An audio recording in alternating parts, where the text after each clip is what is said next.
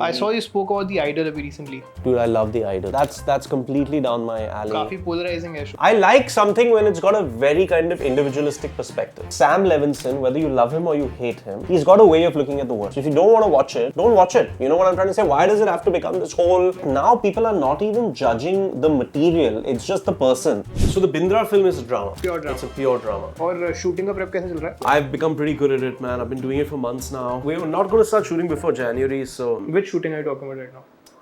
The actual making the movie.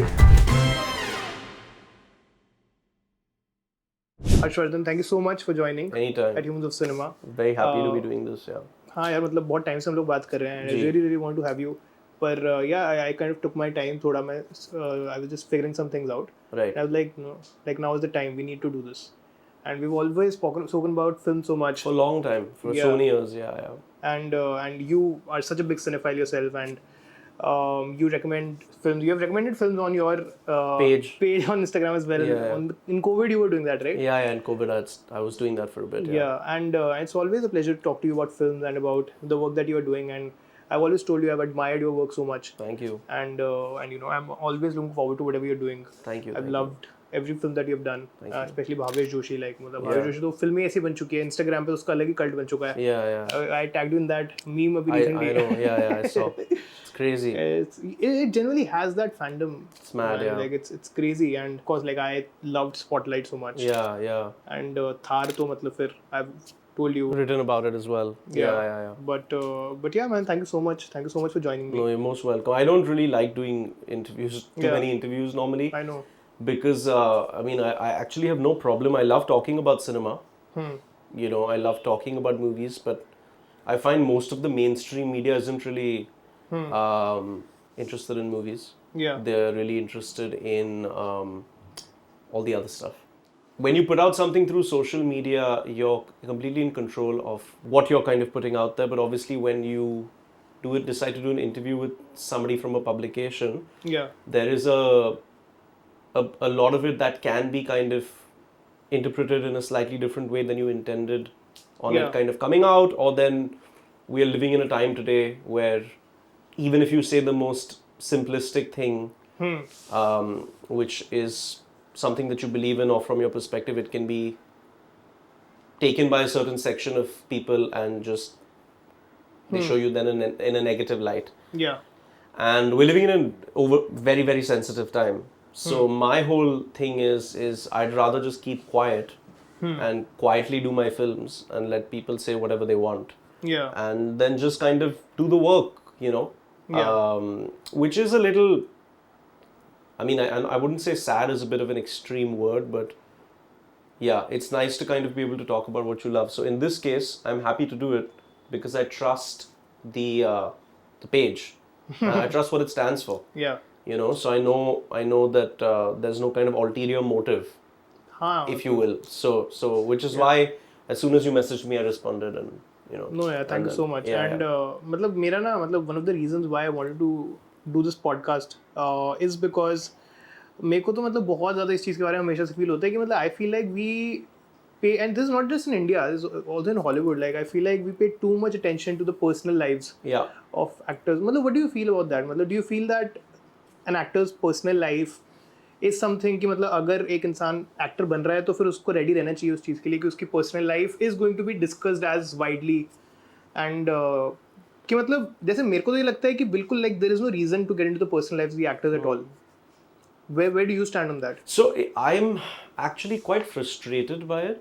See, the thing is that I grew up a little bit before the whole like the social media whole thing kind of went crazy, you know.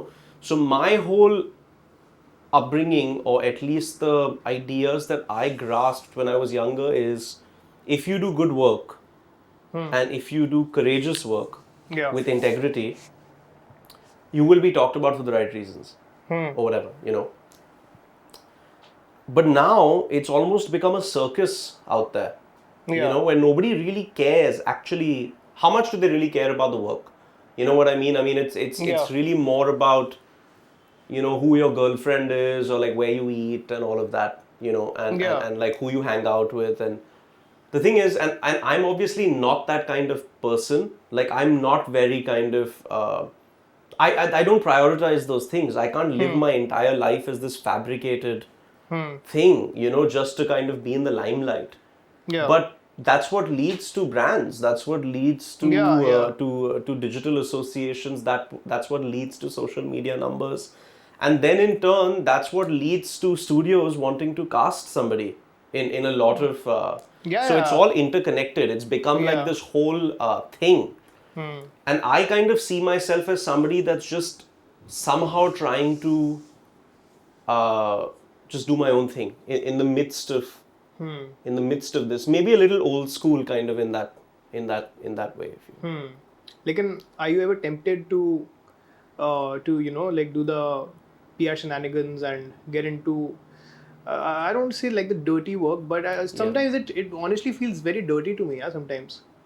Well, you know, I think that some people are very good at it. On like they're naturally kind of good at it. मतलब देखो एक तो चीज हो गई कि चलो ठीक है, मतलब you're going to like a cafe or a pub and somebody happens to and all of that. So one is that, like, but also at the same time there's also a lot of like actually dirty stuff that happens, right, where people get articles written and all of that. Yeah. I mean, I actually, I'm a very kind of laid back, non-judgmental kind of guy.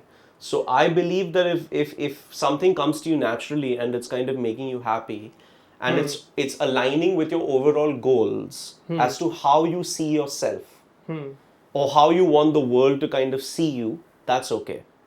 Yeah. My problem is, for me personally, and this is just a very personal thing. Yeah. It doesn't come to me naturally. Yeah. You know? I know exactly what you mean. So I struggle a little bit. What is disappointing is that I wish that the mainstream media were more interested in talking and really analyzing somebody's work, seeing the potential in somebody's work and celebrating it. Because then what would happen is that would set the precedent for people that are going to come after me. Okay. Yeah. Now, for example, if I've done Bhavesh Joshi or AK versus AK or Spotlight or Thar back to back to back, that is not seen as an achievement. Let's be very honest. In terms of the larger... in the mainstream media, for sure. In terms of the macro thing. Yeah. So I'm in a bit of a twilight zone where there's a certain section of people that are like really happy and very excited about what I've done and what is to come. Okay. But then there's a whole other section of people that just think I'm wasting my time. So I have to live with both parties, right? I have to, I'm existing within all of this kind of happening around me. Yeah. So what I wish is that the mainstream media and parts of the industry or the trade or whatever, especially with now the largeness of OTT, really watch the work, try to kind of see the intention behind the work, and then the work itself, and then kind of create an aura around people that are also trying to kind of really do it because they love movies. Yeah. You know, not just about how many clicks and likes and views and, you know, I mean, because if you're setting that precedent, then what you're telling all the young actors and artists that are going to come after is that, look at what he did. Yeah. It was good, but nobody cares. And you have to do this if you want, you know what that's what you're, and so then it becomes a vicious cycle of just the constant repetition of the same nonsense. Yeah. And then, you know, there's very less room left for originality. Yeah. Which is frightening, actually. And then the same people who wrote these things complain that actors don't take risks. Yeah. So it's just a loop, basically, that, you know, that you're stuck in. It's like a sci-fi film. It's like a science fiction film, Yeah, you're right. Like almost like a Groundhog Day. Yeah, it's a catch-22, basically. Yeah. And do you feel like maybe doing like a balance where you sometimes, you know, how like a lot of actors did when they were doing like parallel films. Yeah. But at the same time, some of them were also doing like mainstream films. Do you ever feel like doing that, where you keep doing these, but at the same time you maybe... See, the thing is, for me, I actually think that a couple of the films that I've done are quite mainstream. Like, I think Bhavesh Joshi is a mainstream film. Yeah. I think... पर वही है ना, mainstream एक तो India की audience इतनी ज़्यादा बड़ी है ना, मेरे को लगता है कि ये तो एक ऐसी चीज़ है जो कि हर फिल्म मेकर, हर एक्टर पूरे टाइम फिगर आउट ही करता रहता है कि मतलब what is mainstream for India, what is not. I mean, I think there are many Indias within India. There's Yeah, so yeah. many kind of demographics. There's so many cultures, languages, cuisines. It's very hard to reach everybody with one piece of work. Yeah, absolutely. But I think comparatively, like when I say mainstream, I think Bhavesh Joshi is entertaining. I think it has relatable characters. I think it has action set pieces. I think Thar is, I mean, besides the violence, quite an accessible film. It's a very simplistic film about this guy in this town. You know what I mean? It's got famous actors like Anil Kapoor and Satish Kaushik, and Fatima's done a film like Dangal, you know? And it's over in 1 hour 45 minutes. It's very simple. It's not very abstract in that sense. You're right. Yeah. Maybe what's niche about it is the pace, if you will, because it kind of has that very moody kind of tempo. Correct. And the fact that you don't really know what the protagonist's motivation is until that's what makes it slightly off kilter. But what I view as art house films are like I think Labour of Love by Aditya Vikram Sengupta is an art house film. I think Ship of Theseus is an independent art house kind of film. Yeah. I think I mean, I think that you know, some of that kind of stuff is like a little more kind of like 100% avant-garde, if you will. But I don't think Bhavesh Joshi and Thar are mainstream, are called art house films in Bollywood because you're comparing it to the typical Hindi film format films. Yeah, actually, मेरे को एक और भी चीज़ लगती है कि, for example, in Thar, in a film like Thar, मतलब, or you know, you pick up any of the, for example, if I mean, No Country for Old Men is very clearly like an influence or an inspiration for Thar, and you see any of these films, they are less about the plot and more about the characters and the themes, themes more than anything, right? Like in Thar, ये suspense नहीं था कि मतलब ये बंदा क्यों कर रहा है ये सब, मतलब you can get a sense of कि मतलब you know कि मतलब कुछ ना कुछ बहुत गलत हुआ होगा, and mostly like you know it happens when somebody that they know is killed, etc. So that's not the suspense. In India, one of the things that I feel is that people expect like a big plot twist. अगर वो नहीं है ना, अगर लोग like shock नहीं हो रहे और उनको कुछ नया नहीं मिल रहा तब तक, so but I feel like that is, I feel like a conversation that still needs to happen, where people need to understand it's not just about the plot, but also about the themes, the characters. Exactly. Like if you like, Thar is not, the plot is very simplistic. It's really about the journey of how you arrive at that point. It's about the world that we kind of created, the ambience. It's a mood piece, you know. And I mean, for me as a cinephile or as somebody that loves films, I watch certain films not really for plot, but just because of how they're treated. And because I'm intrigued by certain characters, you know, Nicholas Winding Refn films, for me personally, were a very big kind of source of inspiration in terms of the pitching of that film and my character in that kind of film. But the stoic kind of. So he's an outsider that's coming into this village, and he kind of has this secret. You know, and he's this mysterious guy, and so I think it kind of made sense to approach it in that sense where he is kind of a bit withdrawn and stoic, but the people around him are emoting and behaving as kind of normal. You know, are slightly more heightened as you would kind of normally associate with. And I think that approach kind of really worked, you know. And the thing with being kind of stoic and that approach to performance is well, you have to be very concentrated, and silent characters have thoughts just like any other character. It's just that they are not able to, or they're choosing not to share those thoughts. But you as an actor are still kind of thinking those thoughts and hoping that your attachment to those thoughts is real enough for it to kind of show in your eyes and show in your body language and kind of then emit that magnetism and intensity. But I know very, very before doing it that it's the kind of performance that can polarize people. People can be like, it's very flat and it's very one note, but people that really like that kind of performance are intrigued by it are like Spotlight or AK versus AK is a much more affable, easily likable, even Bhavesh Joshi for that matter, is it's very easy to kind of like those performances. I feel like there was still some stoicism in Bhavesh Joshi. But Ray and Spotlight are playing to the galleries in a more kind of eccentric kind of world. Characters, so I've done both in that sense. But yeah, I mean, if you're talking about mainstream thrillers in Bollywood, you know, you associate you know, some of the Abbas Mastan films or Sanjay Gupta films, or even like a Thursday, for example, it has that big twist. Right. You know, so that's where people feel like they get their money's worth in that sense. Or maybe maybe something like Ugly, where but again, like Ugly, even in its time, it wasn't really Mainstream like a and- successful film. Yeah. Right. I mean, now like these films are finding an audience, Sure. but going back to how your love for film started, when did you? Were you always a filmy kid? Were you watching films as a kid as well? And two, what are three of the most influential films of your life? So I remember basically when I used to go to school, I went to Arya Vidya Mandir in Juhu. We would have I think 8:30 a.m. to 3:30 p.m. school, and then I would come home. It was very kind of close to where I lived, and my first thing was to kind of eat lunch and watch a film. So my father used to first collect VHS tapes, then it became laser discs, and then when I was old enough, about 12 or 13, I started collecting DVDs. So my exposure to both Indian and Western films happened from a very kind of young age. And I think it's not only about access, because I think a lot of people have access, but they still choose not to kind of indulge in that kind of stuff. Yeah. But for me, it always kind of intrigued me and kind of stimulated me. I think I would say... Okay, let me guess one. Yeah, sure. Somewhere. Somewhere, yeah. Somewhere. Right? Somewhere is one of the most... I think something from Sofia Coppola, so you could pick Somewhere, is very personal, very close to me. I really like Requiem for a Dream, because obviously Aronofsky at the time, in terms of his craft, what he was doing with like those hip hop montages, quick cuts, you know, very like a distinctive sound design. There was a lot of filmmaking ingenuity in that film. Exactly, yeah. So for the craft of it, which kind of, even though it was so disturbing, especially when one is so young, you kept going back to it. Because When did you watch it? I was about 13, I think. Yeah.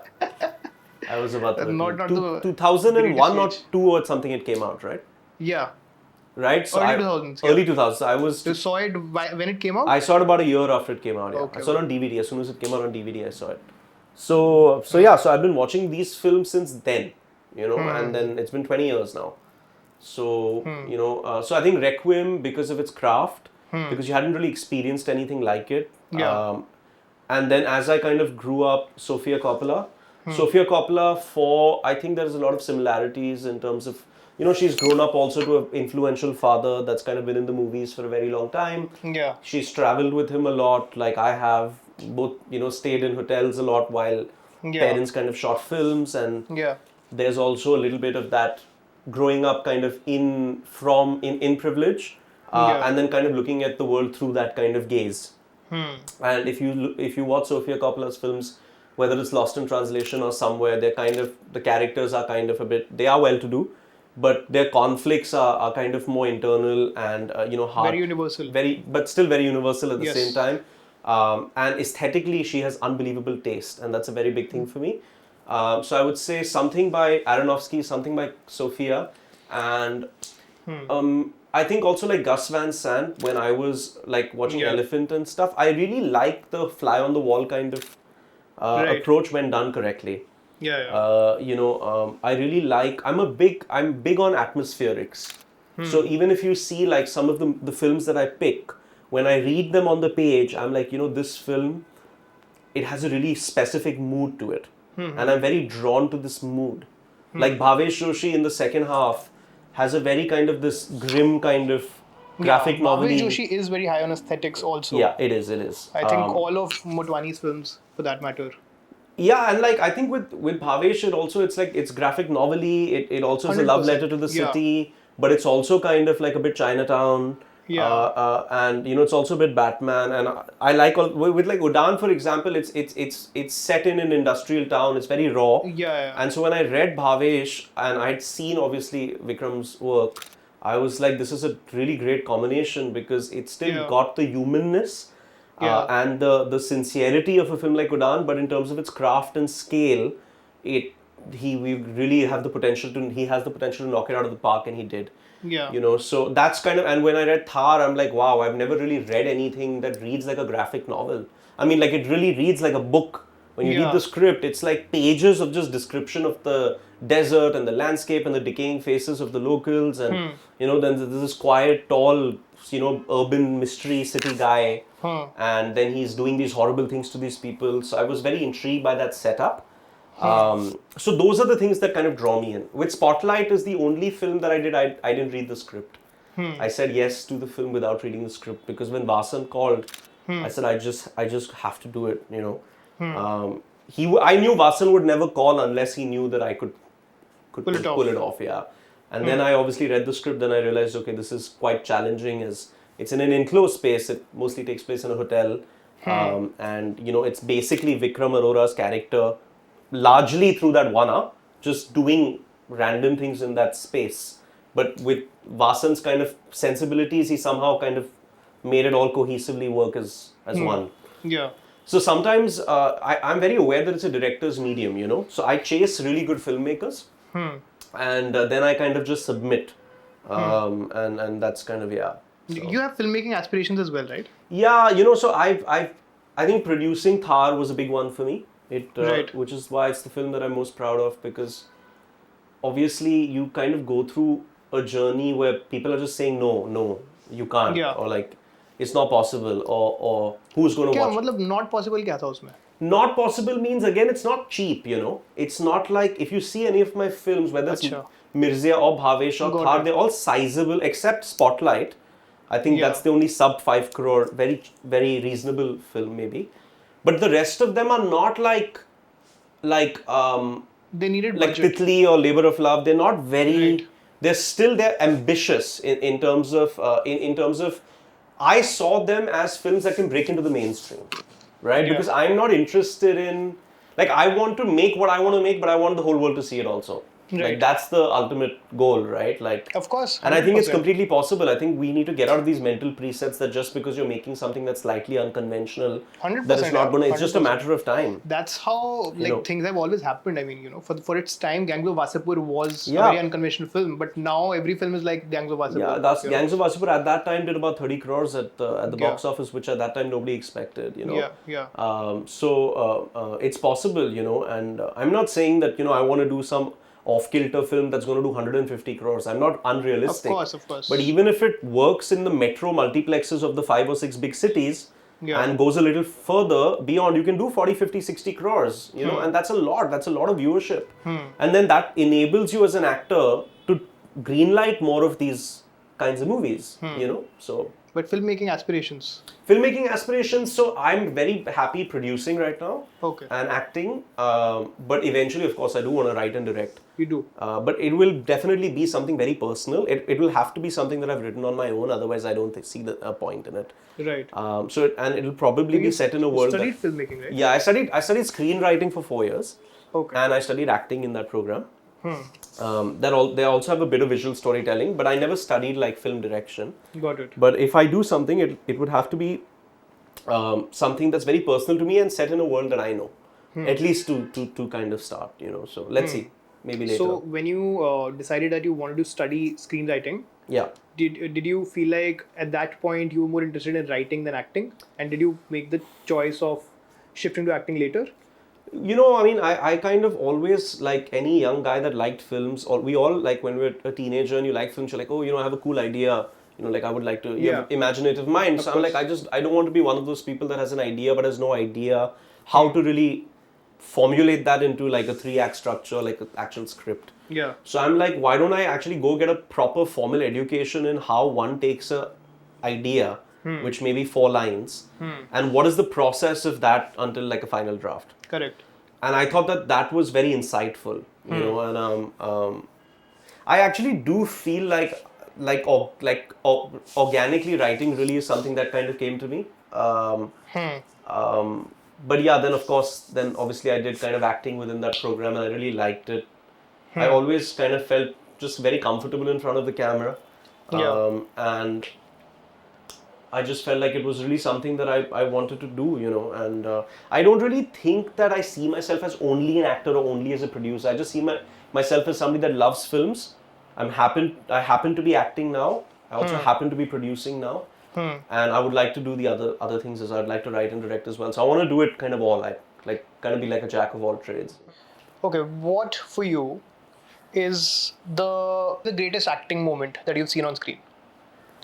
When I always kind of go back to Brando and A Streetcar Named Desire, and Pacino in The Godfather, just because I really like the masculinity and the intensity of those performances. I also really like how efficient, like what Pacino did is, there's so much intensity and there's so much gravitas, but it's so internalized, but it's very effective, and it takes a very secure actor that really knows that he's able to kind of have that kind of command, which is there's something very intoxicating about that, and you kind of see that refined with Nicholas Winding Refn, with what he does with his alpha male hyper masculine characters in Drive and Only God Forgives and Too Old to Die Young.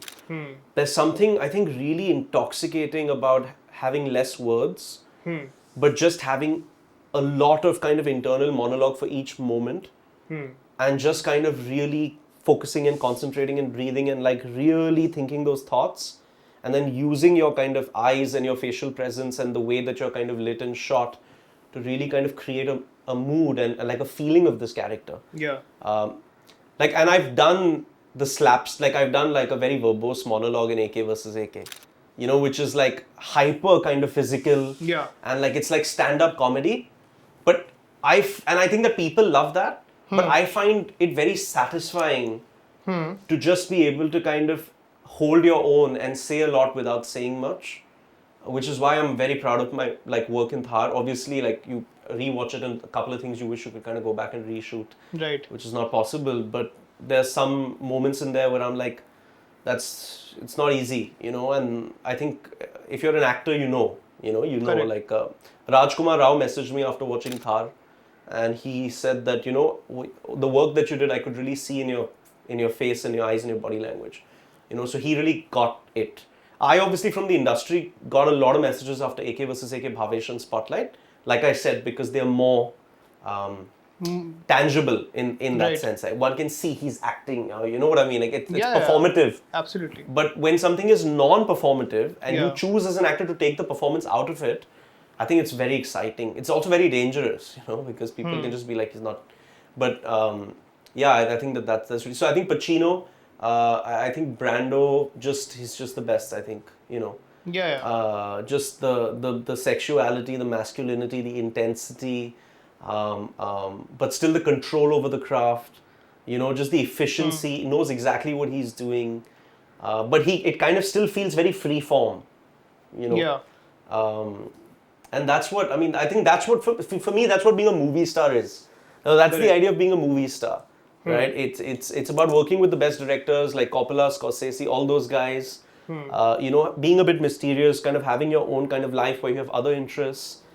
Not like necessarily like being like an entertainer, Yeah. which is I think in India more the idea of a movie star. It's, Yeah. he's so affable, he's so entertaining, he's the life of the party, That's not really my idea of somebody that's captivating. That's personally me. That it requires a lot of talent to be able to do that. Of course. Tremendous amount But it's of a very talent. different kind of talent. Exactly. Yeah. So you used to have, your actors back in old school Hollywood that could do it all. Yeah. And I think that comes more from that era of filmmaking, which is Right. something that we associate with in India more as kind of stardom or Yeah. how a star should behave. So you are quite attracted to stardom yourself. Yeah, but I mean, the thing is, it's all about priorities. So if I sit here and say that I don't like stardom, I would be lying to you, and I don't do that. So, but what is my priority? Would I sacrifice what I believe in to achieve stardom quickly? Absolutely not. And this is what a lot of people don't understand. They see me as somebody that's not fulfilled my potential in terms of if you're looking at it from a mainstream commercial point of view is that, Anil Kapoor's son, it would have been so easy. But what then? I'm saying if I went out and did something I didn't believe in, and it did 40 and 50 crores, then what? I'm expected to do the same thing again, right? Yeah. And again, and again, and again. Until I do experiment and I fail, and they're like, why is he doing this? He should go back to that. Which is what you see with a lot of the mainstream actors. Yeah. They do something that makes money, and then they try and do something different and doesn't do as much money. And then people are like, but it didn't quite like, I'm like, dude, that's not, everything is not supposed to be, then you're constantly just at service of trends. Yeah. And what's current. Yeah. Which is, you can't live your life like that, at least in my. Yeah. So I'm willing to sacrifice, at least initial stardom. I'm willing to sacrifice being in the spotlight. I'm willing to sacrifice not having loads of followers. I'm willing to kind of do that in order to be able to consistently pursue interesting work. Because I think when I'm done, or like even 5 years from now, you're going to look back at my filmography and it's really going to be something. You won't be able to compare it to anybody.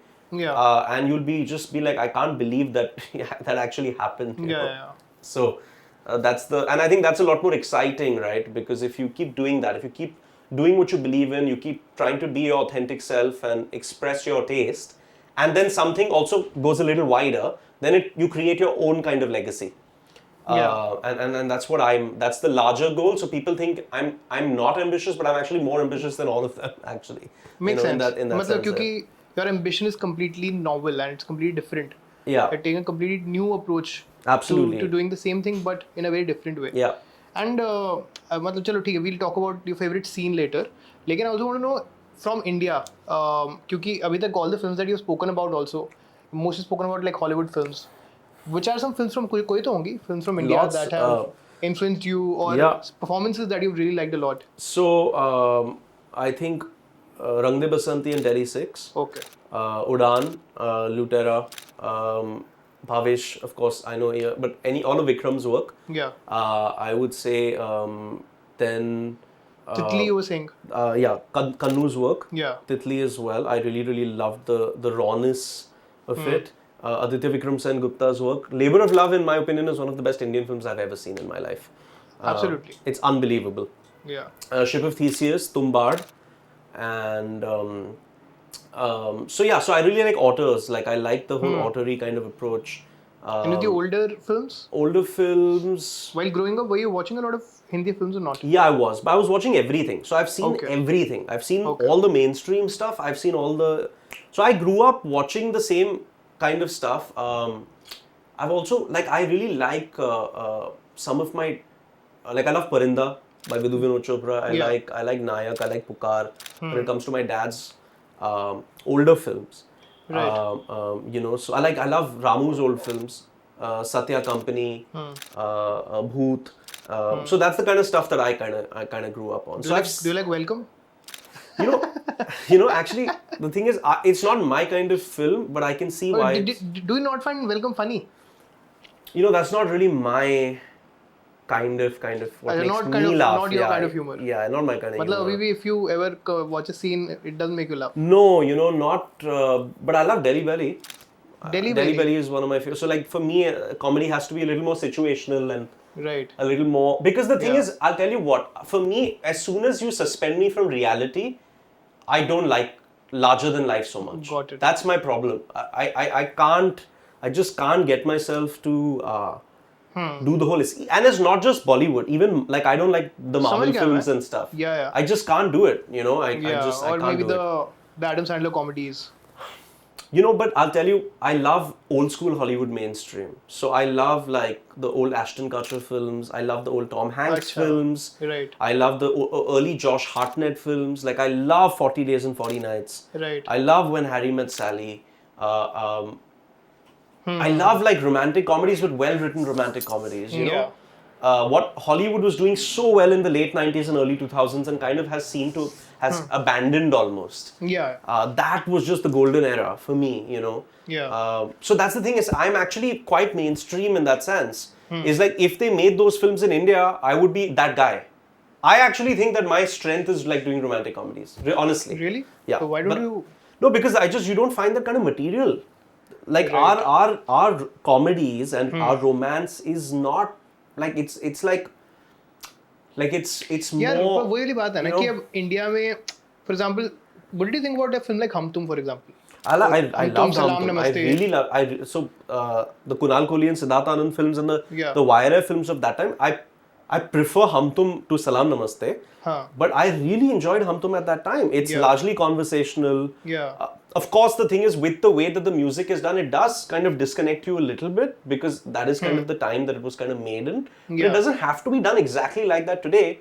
You could just do a refined version of it that's kind of truer to today's times. I think eventually for a film like Hum Tum, if it's made in today's time and in probably the way that you want, I think it would eventually come down to that there is a specific audience for it. It would probably not be seen by everyone. But you know what the thing is, and I talk to my friends about this a lot. In the late 90s and early 2000s, Bollywood would make a lot of urban romantic comedies. Yes. Because it was escapism for the masses. Yeah. But lately it's become very small town. It's become more small town rooted kind of romances. Yeah, absolutely. We also speak about this a lot. Because that's where the commercial, that's where the numbers are, because that's where the theatre going audience is. Yeah. So the producers are trying to cater to that. And I don't fit that world as much as I would. Like I think in an urban romantic comedy, I would be one of the first names on who you think about, because I've grown up in that world. Yeah. I have such a good understanding of that world. But those films aren't made as much anymore because producers feel like the audiences are not as big. Yeah. Yeah. So. But I'm sure there are some good scripts out there. So I wanted to do this one film that didn't get off the ground, but I'm actually talking to Kabir Mehta, who did Buddha.mov, and he directed the episodes of Class. So Kabir is basically a documentary filmmaker. Yes, I know. He also directed the episodes of Class for Osho. Yes. I really like his work. I love Buddha.mov. Do you like Class?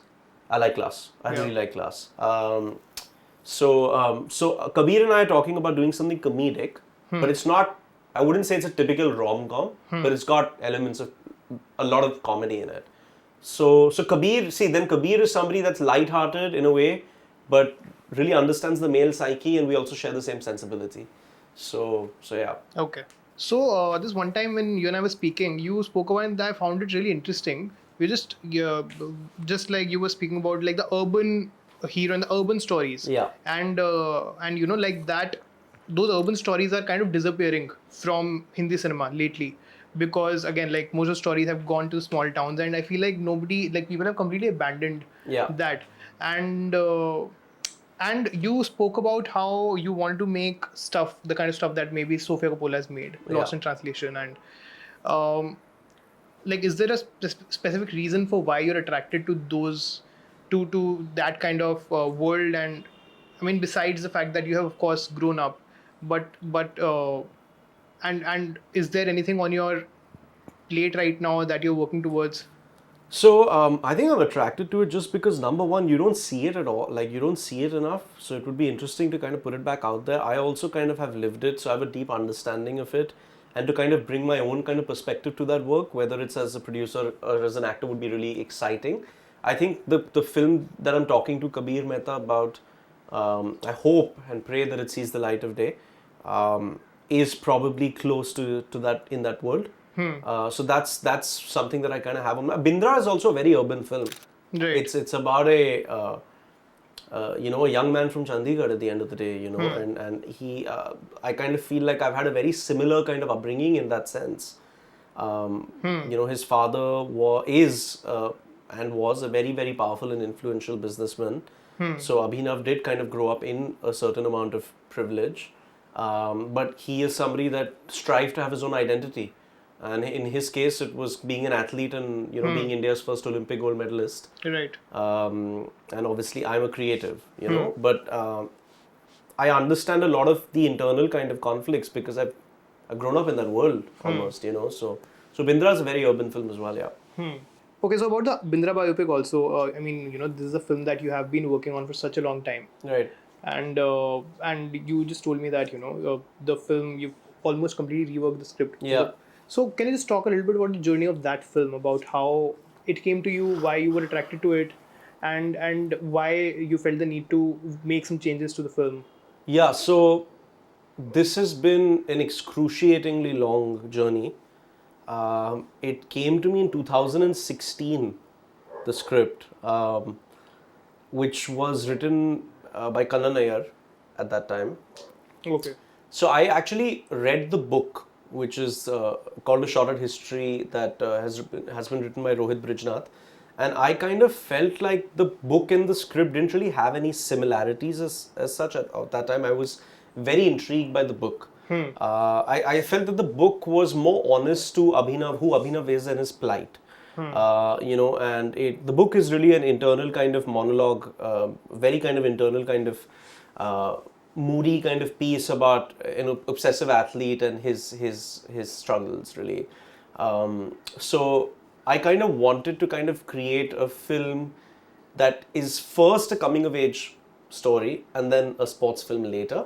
I think a lot of the previous iterations of the script tried to kind of fictionalize it and kind of heighten the drama and kind of add tropes to kind of make it feel a little more commercial in that sense. But I didn't want to take that route. And so it took me many, many years to find the right kind of co-creator and the right person to kind of bring this to life. And which is why it's taken so long. It's not the money, it's not the financing, it's been purely the creative search for something that will excite people that like my work, just how, you know, Bhavesh did for the superhero film or Thar did kind of for the neo-western. Yeah. So, yeah. Again, do you feel that क्योंकि मेरा मतलब इस चीज़ के बारे में बहुत strong opinion है कि इंडिया में ना ड्रामाज नहीं बनते, मतलब it is मतलब one even if it's like the small town film, Yeah. तो ये नहीं होगा कि अगर वो बहुत सीरियस सब्जेक्ट के बारे में भी होगी ना तो उसके अंदर भी कॉमेडी डालना बहुत इंपॉर्टेंट हो जाता है. कि मतलब अभी जो स्मॉल टाउन फिल्म्स भी बनी है इतनी सारी, they were not dramas. Like for example, it started with, for example, a film like दम लगा के हैशा, right? Yeah. That was one of the first small town films. But even in that, like there was a very clear comedic undertone. Do you feel like in the US, for example, or across the world, like there is this genre, that drama genre, where it's just about just capturing the conflicts of characters? I think producers in India feel like entertainment nahi hai. You know, people will get bored. But so the Bindra film is a drama. It's a pure drama. It's a pure drama. It's a pure drama with elements of coming of age, and it's also a family drama. But it's not a melodrama. And that's therein is kind of where the difference is. You know, it's in the treatment of it and the writing of it. You know, how nuanced it is and kind of how intimate it is, and you're not really kind of like trying to hit the high notes.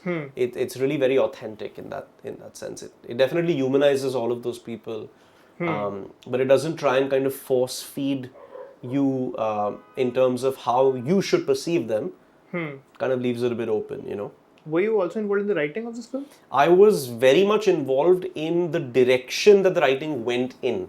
Achha. So all of last monsoon I spent on Zoom calls with Aditya Vikram Sengupta reading the book to him. So I would read one chapter of the book and then we would sit and we would discuss it. I'd read another chapter and I would sit, and that's how he kind of became interested in doing the film. Because when I first talked to him about doing the film, he's like, this is not my kind of film.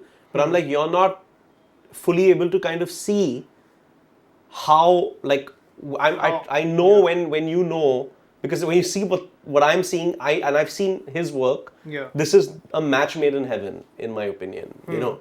So through those conversations, and those conversations include kind of just like certain moments or references of other films, you know, and how they would kind of fit perfectly kind of with this world that we're trying to create. Like Foxcatcher is a big one for me. Oh yes. Yeah. So this is Foxcatcher is a. But वही है ना, Foxcatcher में there was a very clear, मतलब वो characters थे और वो there was a very clear conflict and you know, and even like, there was crime. Pawn Sacrifice. Huh? Pawn Sacrifice. Pawn Sacrifice there. So those are the films that's the direction that we're heading in.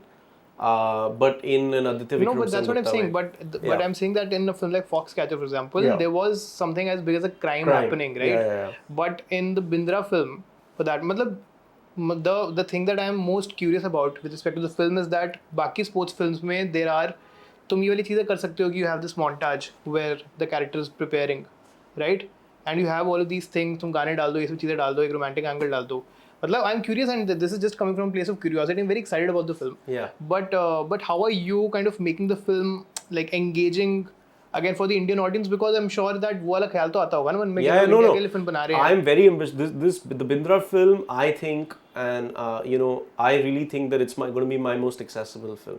Oh. It's going to have the biggest viewership out of the films that I've done for sure. And I'm smiling because I've read the script. And I know why it's taken so long, right? It's because the conflict isn't very obvious. But yeah, man, I would say, you know, it's like Gautam Buddha, like eventually, ultimately left the palace of privileges and saw the world around him, and he realized that he needed to be of help to other people. You know, and for me, that was a big thing with the Abhinav Bindra story as well. Is that here is a man that has grown up in a certain world, and he's very kind of obsessed and focused and obsessive. But what happens after you do it? What happens after you win the gold medal and you're 25 years old? You know, does that complete you? Do you feel whole? Do you Yeah. feel like you're useful to other people? Do you feel happy? Do you feel like you're a person that people want to be around? And Wow. so yeah, so it's So some of it is also about his journey after. some of it is also about his journey after. Yeah. Wow. Okay. Interesting. It's not not your typical film in that sense. Yeah. And how is your shooting? The shooting part of it going? I've become pretty good at it, man. I've been doing it for months now. Feeling very confident about the skill. We're not going to start shooting before January, so Which shooting are you talking about right now? the actual making the movie. We're not going to start making the movie before January, so I have some more time to go back to the range. But that's done. I've also been working with my acting coach, Jeff Goldberg, on certain pieces from the Bindra film. Like Aditya Vikram Sengupta wrote me a monologue, a 4 or 5 page monologue, which may or may not be in the film, but he wanted to see me as Bindra. So it was something that I went and workshopped with Jeff for a couple of weeks, and then I called Aditya and then I kind of performed it for him. So that made me feel good, because as an actor, when you prep, that's when you have the most insecurity, and it's just complete fear. Because it's fear of the unknown, right? Every time you start a film, you start from zero.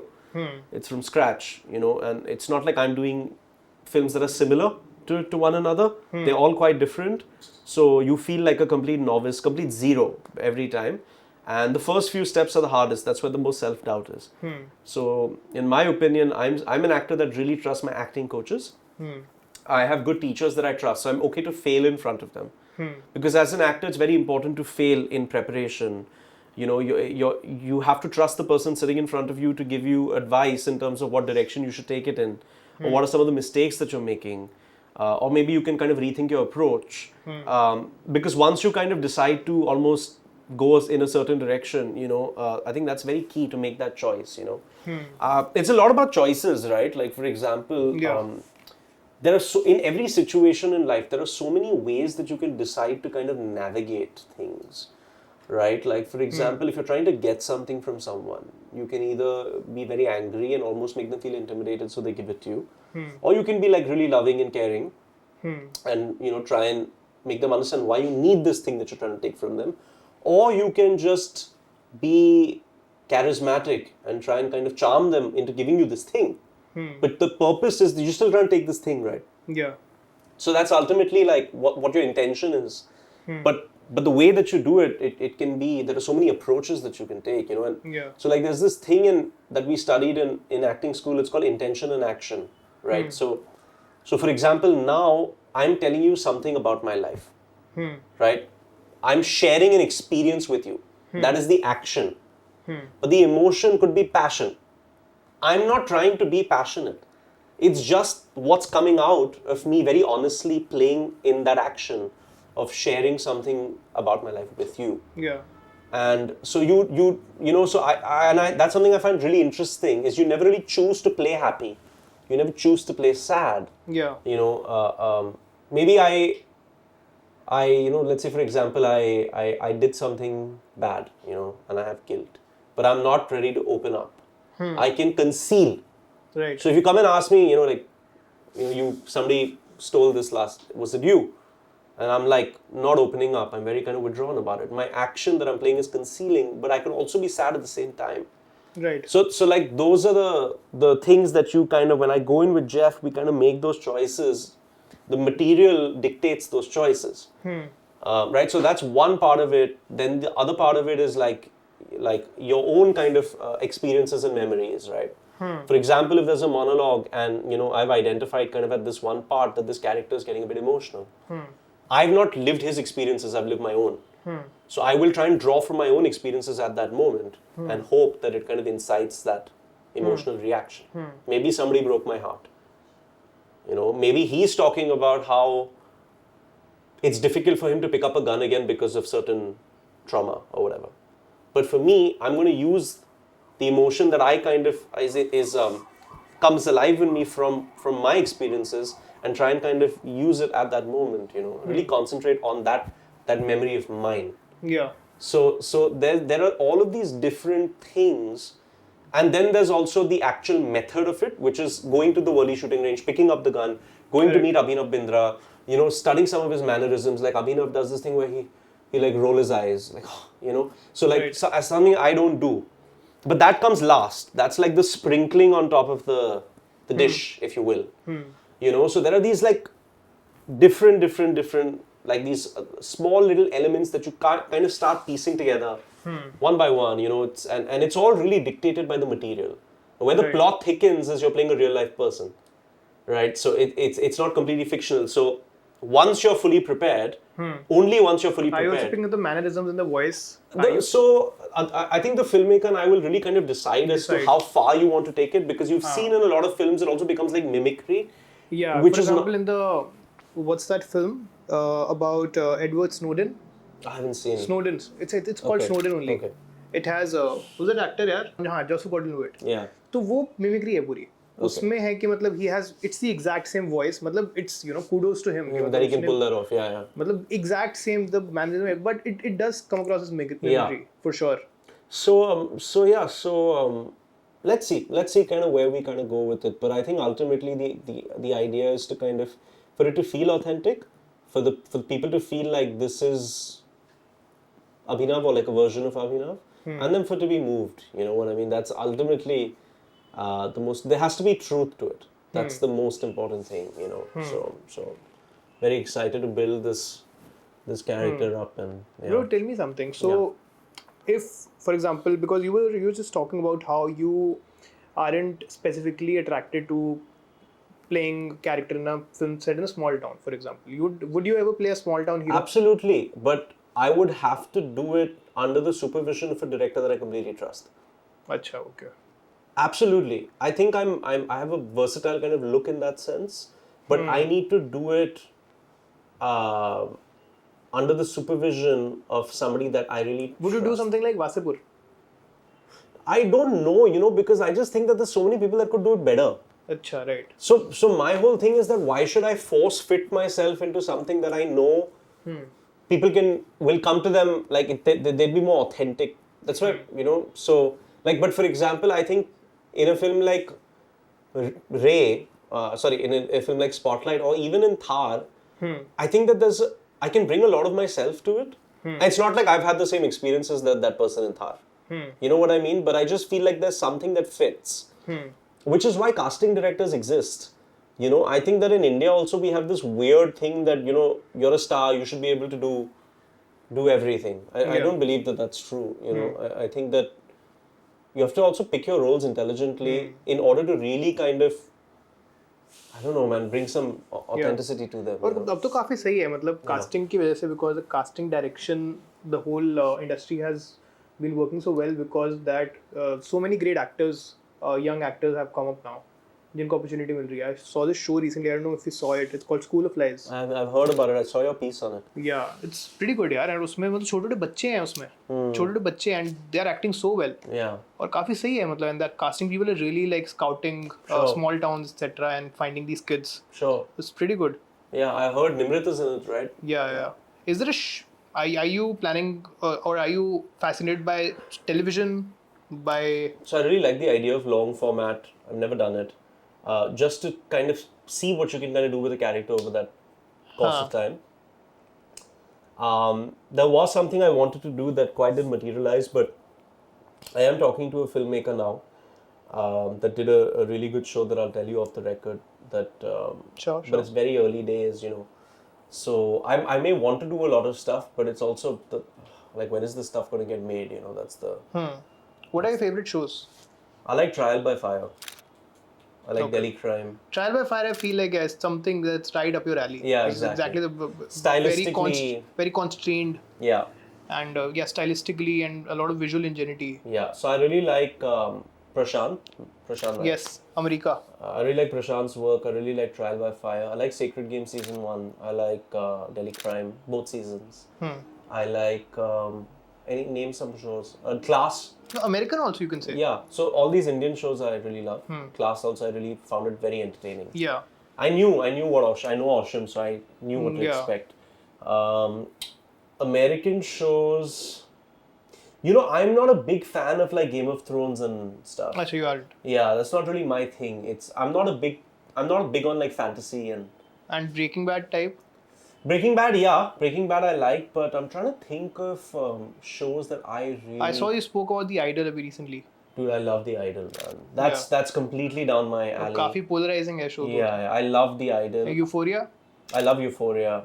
I like True Detective Season 1 and 2. So good. So I like the moody... I like something when it's got a very kind of individualistic perspective. This is why I also like The Idol, is because Sam Levinson, whether you love him or you hate him, he's got a way of looking at the world. Maybe that's the male gaze, but that's his choice. So if you don't want to watch it, don't watch it. You know what I'm trying to say? Why does it have to become this whole... Like, are we not allowed? Are people not allowed to make what they want to make? Is that, you know? Because I feel like now people are not even judging the material. It's just the person and what that person has said and done, and you know. It's living in a very, very kind of sensitive time. I really like The Idol. You know, I think that he's a visually unbelievable Sam Levinson. So exciting. His use of music, the performances that he gets from his actors. Never seen Lily Rose Depp that good in anything. Yeah.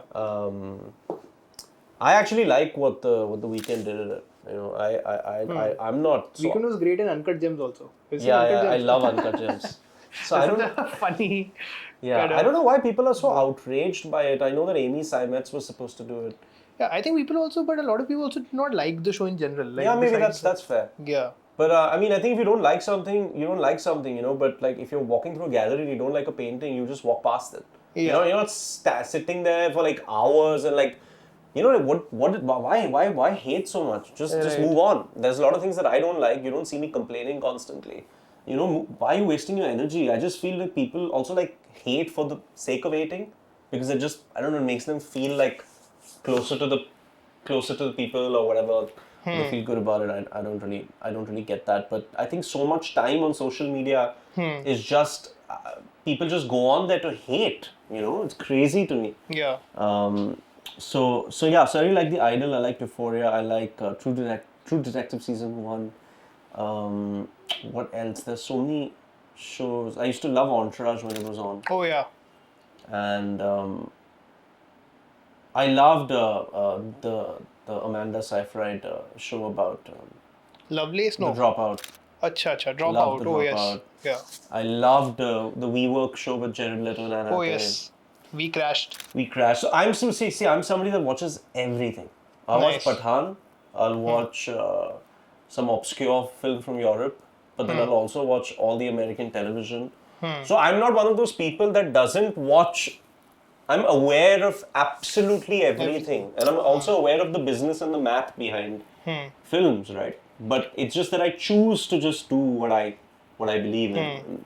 So I think people might see me as somebody that's kind of a bit insular and unaware, but that couldn't be further from the truth. Yeah. I think it's hard for them to imagine somebody that's aware but still chooses to do what I do.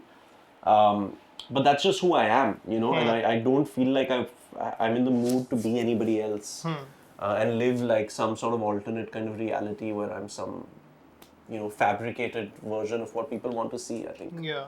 The world is anyway too artificial for another one of those people. So, do you think that it is important for people to watch a lot of, or consume a lot of content, or consume a lot of art, read a lot of books in order to become better artists themselves? Especially if they're, let's say, filmmakers, actors. Do you think they should watch a lot of stuff? I mean, you know, I would think so.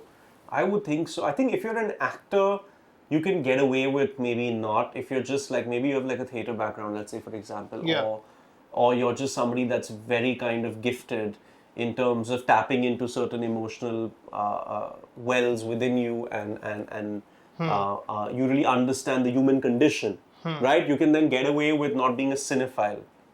But I think if you're like a maker, you gotta. I think it's also like, it keeps you, as you age, it's very important to watch everything that's made so you don't lose touch. That's what my father's done, right? Tries, despite his very busy schedule, to he watch a lot things of that people recommend. If he's doing a film, he'll spend a lot of time watching certain references, watching a lot of actors and their work, etc. I love Barry. Oh, yes. I love Barry. Season 1 and Season 2. See, Succession again. I saw about a season and a half of it, and then I just lost my way. Oh, really? I don't know. I mean, I know that it's become this thing where people are almost outraged if you've not seen all 4 seasons. But I just No, but I have met a lot of people who yeah. did not watch past the first season. I think it's phenomenally acted and very well written. But I don't know. Sometimes you just can't put your finger on it. Something. Maybe. वो तो बिल्कुल ही वो fly on the wall वाली filmmaking है उसकी. Exactly. Yeah. Like in a comedic sense, Modern Family was a bit similar with that documentary kind of like approach. But I like to be moved by somebody's craft. I like to be moved by a visual artist as well. Which is why I'm a big fan of Aditya Vikram Sengupta. Which is why I'm a big fan of Oshim Aluwalia. Because, like even Miss Lovely is another film I didn't mention. Yeah. Unbelievable craft. So unbelievable craft. So these makers are taking you to a time and a place, and they're making you feel like you're there. It's like reading a book. Yeah. It's like you can, and even Vikram's kind of work has that feeling sometimes. Yeah. Is where you're kind of being transported to a time and a place. And I think that's remarkable. And I love Miss Lovely as well, because it's a Bombay story. And I love it's even Trial by Fire, because I'm not a Delhi guy. Yeah. But it makes you feel that you are in the that city.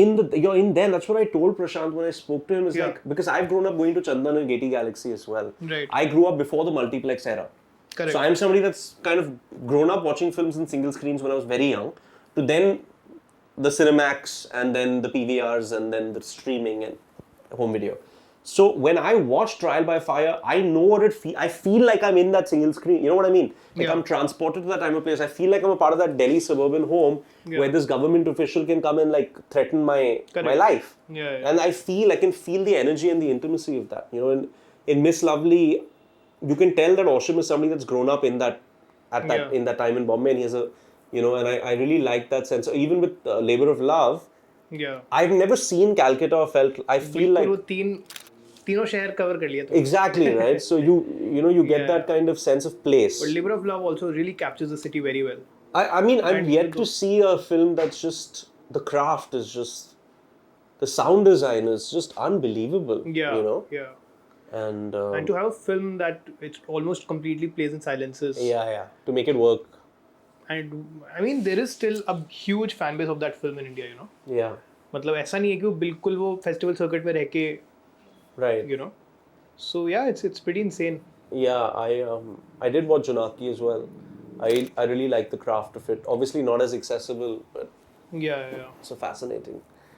But yeah, चलो thank you so much यार हर्ष. Thank you. पर अभी हम लोग जाएंगे इसके बाद and we'll check out Harsh's closet. पर yeah, मतलब Harsh has an amazing DVD and Blu-ray collection, and we'll go check that out. Yeah, let's do that. And वहाँ पे आप थोड़ी बहुत फिल्में recommend करना लोगों को. मैं भी नहीं बताऊंगा कि मेरी favorites कौन सी पड़ी हुई हैं वहाँ पे. और फिर हर्ष उसमें से 5 मेरे को देने वाले हैं आज. Done. But no, Harsh, thank you so much. This was such an amazing chat. Absolutely. Always a pleasure to talk to you. Yeah. And again, always looking forward to the films that you make, and hopefully I'll be bringing a script or two myself to you. Great, awesome. Always on the lookout for good material. Yeah. Chalo, on that note, this was Harshit Bansal on the Human Cinema Podcast. Thank you so much for listening. Thank you so much for watching.